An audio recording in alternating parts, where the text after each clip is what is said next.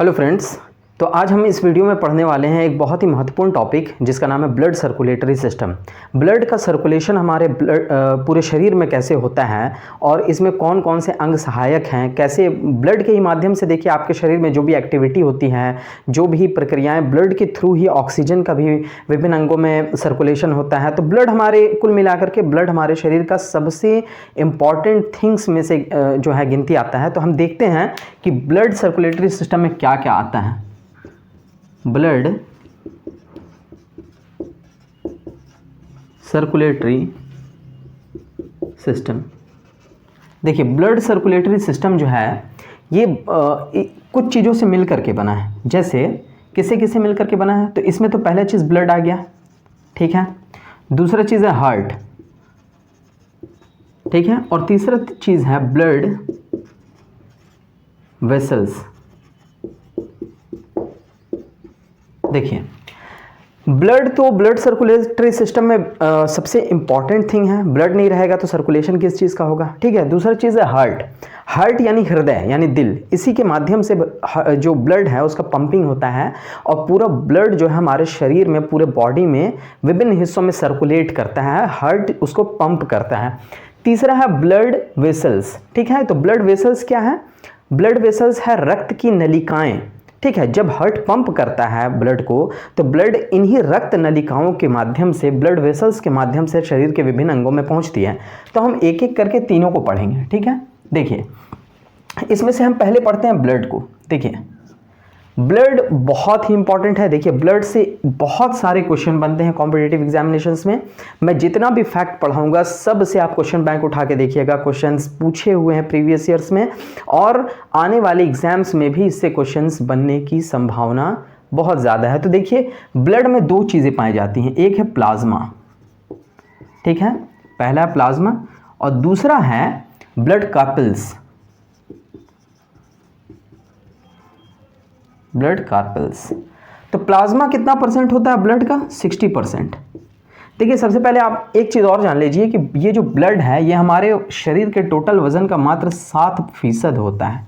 एक वयस्क में 4.5 से 5, 5.25 लीटर तक ब्लड पाया जाता है, ठीक है। तो पूरे शरीर के वज़न का, पूरे शरीर के जो आपके बॉडी का टोटल वेट है उस वेट का 7% ब्लड होता है। ये क्वेश्चन पूछा जा चुका है, ठीक है। तो जितना भी आपके जो है बॉडी में ब्लड है उसका 60% प्लाज्मा होता है और 40% क्या होता है? ब्लड कार्पल्स होता है। देखिए ब्लड कार्पल्स क्या होता है?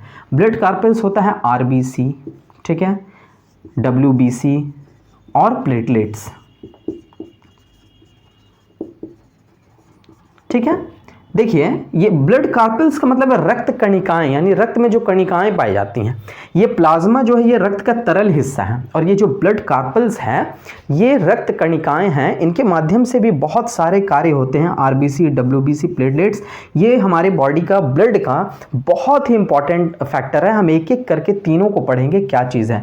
पहले हम देख लेते हैं प्लाज्मा को। तो ब्लड कार्पल्स रहने देते हैं, पहले हम देख लेते हैं यहाँ पे प्लाज्मा क्या चीज़ है, ठीक है। देखिए प्लाज्मा कितना परसेंट है? 60% है। टोटल ब्लड का जितना भी लीटर आपके शरीर में ब्लड है उसका 60% तो सिर्फ प्लाज्मा ही है, ठीक है। तो प्लाज्मा क्या है? रक्त का तरल पदार्थ है। इसमें क्या क्या पाया जाता है? देखिए इसमें 92% वाटर पाया जाता है, ठीक है। इसमें 92%, 92% जल ही है, ठीक है। 7% में क्या क्या पाया जाता है? प्रोटीन पाया जाता है, प्रोटीन, हेपरिन। देखिए हेपरिन क्या होता है? ये ब्लड के जो है ब्लड को जमने नहीं देता आसानी से। जैसे जब मच्छर काटता है आपको तो मच्छर की जो नली होती है जिससे वो रक्त को टान रहा होता है, ब्लड को टान रहा होता है, तो उस दरमियान ब्लड ना जमे, इसलिए मच्छर साथ ही साथ हेपरिन भी डालता है ताकि ब्लड जमे ना, ठीक है। तो ये हेपरिन भी हमारी बॉडी में पाया जाता है, प्रोटीन, हेपरिन। और फिर जो 1% है, इस 1% में पाया जाता है हार्मोन, ठीक है, हार्मोन, विटामिन, मिनरल्स, ठीक है। ये सब चीज़ें 1% में पाई जाती हैं। तो आप समझ गए प्लाज्मा क्या है। प्लाज्मा देखिए बहुत इंपॉर्टेंट भी है, प्लाज्मा थेरेपी में भी प्लाज्मा यूज़ होता है, जैसे कोई कोविड-19 में भी इसका बहुत ज़्यादा यूज़ किया गया है। प्लाज्मा है क्या, प्लाज्मा का थेरेपी में कैसे यूज़ होता है, कोई भी संक्रमित व्यक्ति जो ठीक हो जाता है तो उससे प्लाज्मा ले करके दूसरे रोगी व्यक्ति को दिया जाता है, जिससे जो है उपयोगी सिद्ध होता है वो रोगी में। तो प्लाज्मा में 92% वाटर, 7% प्रोटीन, हेपरिन और 1% हार्मोन। देखिए ये प्लाज्मा कितना इंपॉर्टेंट थिंग है। ब्लड में जो ये 60% प्लाज्मा है, इसी प्लाज्मा के माध्यम से जितने भी आपके बॉडी में वर्क्स होते हैं हार्मोन्स के थ्रू, तो इन हार्मोन्स को पहुंचाने का काम ये प्लाज्मा ही करती है। ब्लड का वो हिस्सा जो इन हार्मोन्स को, विटामिन्स को, मिनरल्स को आपके विभिन्न अंगों तक पहुंचाती है और आपके अंग फिर सही से वर्क करते हैं, तो इसका कार्य प्लाज्मा करता है उनको पहुंचाने का सही जगह पे। ठीक है, तो प्लाज्मा हमने देख लिया क्या क्या इसमें पाए जाते हैं, वो हमने देख लिया। अब हम देखते हैं ब्लड क्रपसल्स क्या क्या है। ठीक है, तो ब्लड क्रपसल्स में हम एक एक करके देखेंगे। पहले हम आरबीसी देख लेते हैं। तो देखिए पहला है इसमें आरबीसी। आरबीसी को देखिए क्या कहते हैं, ठीक है ना, इसका फुल नेम जो है वो रेड ब्लड सेल है, यानी रक्त का लाल हिस्सा रेड ब्लड सेल। देखिए आरबीसी का एक और नाम है जो कि एग्जामिनेशंस में आपसे पूछा जाता है, इसका नाम है इरिथ्रोसाइट्स। इरिथ्रोसाइट्स, आरबीसी को इरिथ्रोसाइट्स भी कहते हैं, और आरबीसी के बनने की जो प्रोसेस है उसको इरिथ्रोपोइसिस कहते हैं। इरिथ्रोपोइसिस,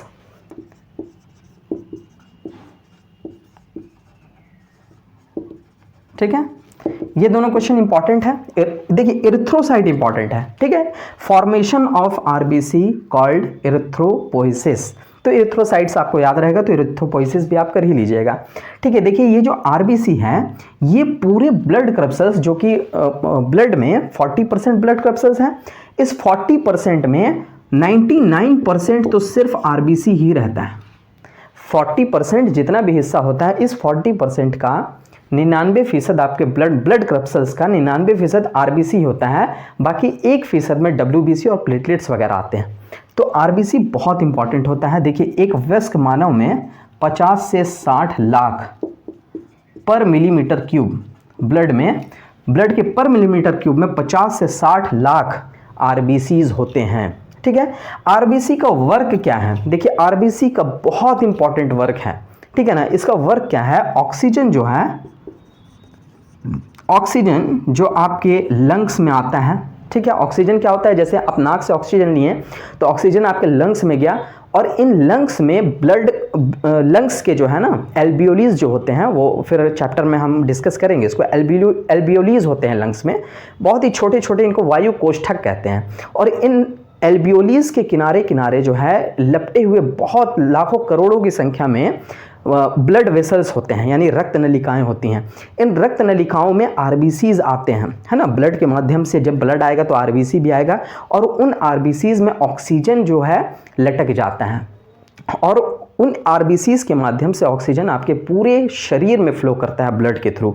ठीक है, तो आरबीसी का काम क्या है, रक्त को, है ना, ऑक्सीजनाइज कर करके, ठीक है, यानी ऑक्सीकृत जो ब्लड है उस ऑक्सीकृत ब्लड को ले करके पूरे शरीर में घूमना और वहां से CO2 को वापस लाना।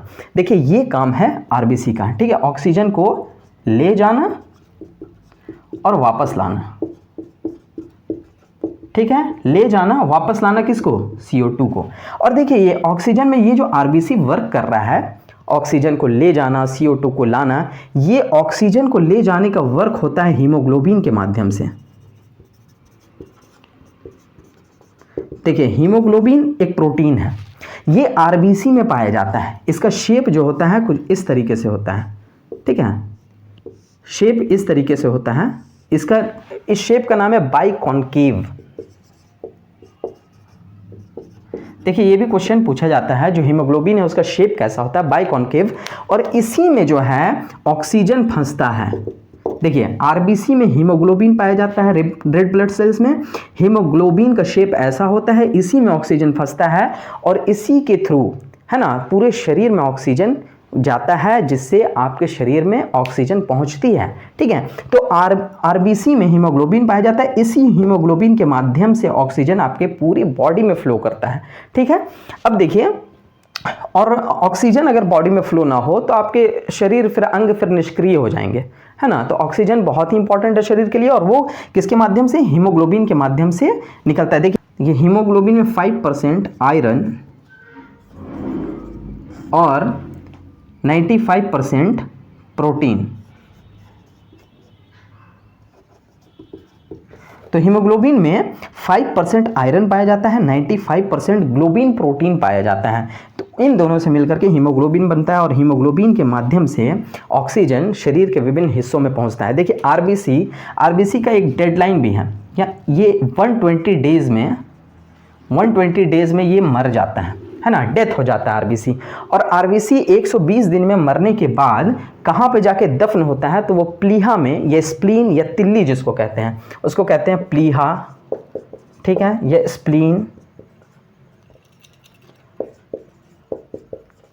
स्प्लीन या तिल्ली, ये देखिए बहुत बार क्वेश्चन पूछा गया है कि आरबीसी का कब्रगाह किसको कहते हैं।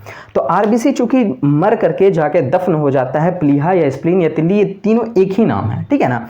तो आरबीसी का कब्रगाह किसको कहा जाता है, तो प्लीहा को, या स्प्लीन या तिल्ली इसी का नाम है। जो भी ऑप्शन में रहा आप इसको टेक ओवर कर सकते हैं, ठीक है। 120 डेज इसका डेडलाइन है। आरबीसी कहाँ पर बनता है, आरबीसी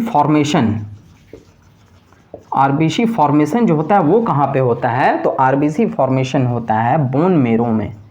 बोन मैरो आपके हड्डियों के नली में जो एक तरल पदार्थ होता है ना, उसे बोन मैरो कहते हैं। और बोन मैरो में आरबीसी बनता है। आरबीसी लेकिन जब बच्चा गर्भ में होता है तो उस समय बोन मैरो की उपस्थिति उतनी नहीं होती है, तो उस समय आरबीसी लिवर में फॉर्मेशन होता है, लिवर में बनता है, ठीक है। तो इतने इंपॉर्टेंट फैक्ट्स थे। देखिए एक और चीज़ है, ये आरबीसी जो है ये केंद्रक विहीन होता है, ठीक है ना। इसमें सेंट्रॉइड यानी केंद्रक नहीं होता है, आरबीसी में केंद्रक नहीं होता है, केंद्रकहीन होता है, ठीक है। लेकिन अपवाद स्वरूप दो ऐसे जानवर हैं, है ना, जिनमें आरबीसी में केंद्रक पाया जाता है ना। जितने भी स्तनधारी हैं सभी के आरबीसी में केंद्रक नहीं पाया जाता। दो ऐसे स्तनधारी हैं, ऊंट और लामा, जिनके आरबीसी में केंद्रक पाया जाता है। कौन कौन है, ऊंट और लामा, इनके आरबीसी में केंद्रक पाया जाता है। तो आरबीसी हो गया। अब देखिए हम देखते हैं डब्ल्यूबीसी। ब्लड करप्सल्स में हमने आरबीसी देख लिया, डब्ल्यूबीसी अब देखते हैं, ठीक है। 99% आरबीसी ही था, 1% में डब्ल्यूबीसी और प्लेटलेट्स हैं। तो डब्ल्यूबीसी का जो पूरा नाम है वो है व्हाइट ब्लड सेल, ठीक है। लेकिन इसे एक और नाम है इसका, जिसका नाम जिसे हम कहते हैं ल्यूकोसाइट्स, ल्यूकोसाइट्स। डब्ल्यूबीसी का एक और नाम है जिसे हम कहते हैं ल्यूकोसाइट्स, और इसके फॉर्मेशन को प्रोसेस को कहते हैं ल्यूकोपोइसिस। जैसे आरबीसी को एरिथ्रोसाइट्स कहते थे और फॉर्मेशन प्रोसेस को एरिथ्रोपोइसिस कहते थे, उसी तरीके से डब्ल्यूबीसी का एक और नाम ल्यूकोपोइसिस है और इसके फॉर्मेशन के प्रोसेस को ल्यूकोपोइसिस कहते हैं। ये याद रहेगा, ठीक है। देखिए 5 टाइप्स ऑफ डब्ल्यूबीसी होता है, 1 2 3 4 5। एक तो पहले हो गया न्यूट्रोफिल्स,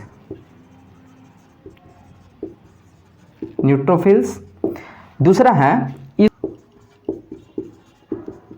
यूजोनोफिल्स, तीसरा है बेसोफिल्स, चौथा है मोनोसाइट्स, और पांचवा है लिम्फोसाइट्स।